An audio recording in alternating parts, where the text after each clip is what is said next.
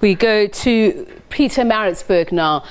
The High Court there is to rule on the best interest of the child principal in a case between the KwaZulu-Natal Department of Social Development and Morester Children's home in Newcastle and Ladysmith. The department removed nearly 200 children from the home, citing gross violations of their rights and racism. The home has denied the allegations, though. Our reporter Mlondi Radebe joins us now from our Durban studios.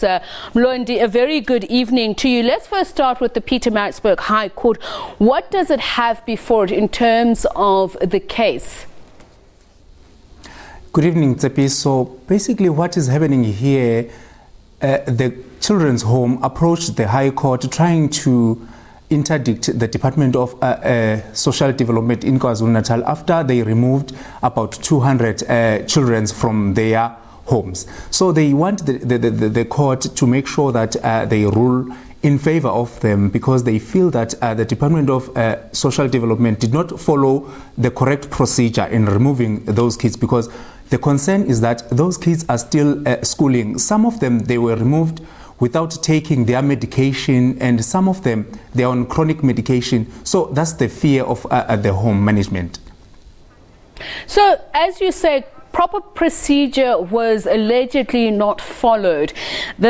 The home itself also says that the relatives of the children were not informed.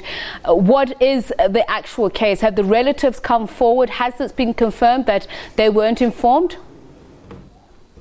Basically, the children were removed over the weekend, and the school, the home only managed to trace some of contact the families yesterday, and they are saying that the families are frustrated with this because they were not notified where the children are taken to, because there was no consultation between the home and the families or the relatives of the children by the department.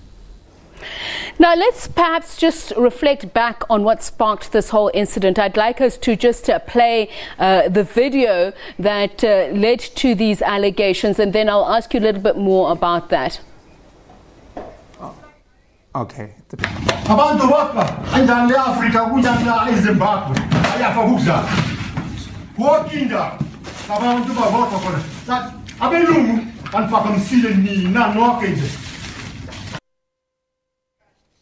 And that was the video that sparked these allegations. Unfortunately, we're not able to connect back to our reporter Mlondi Radebe.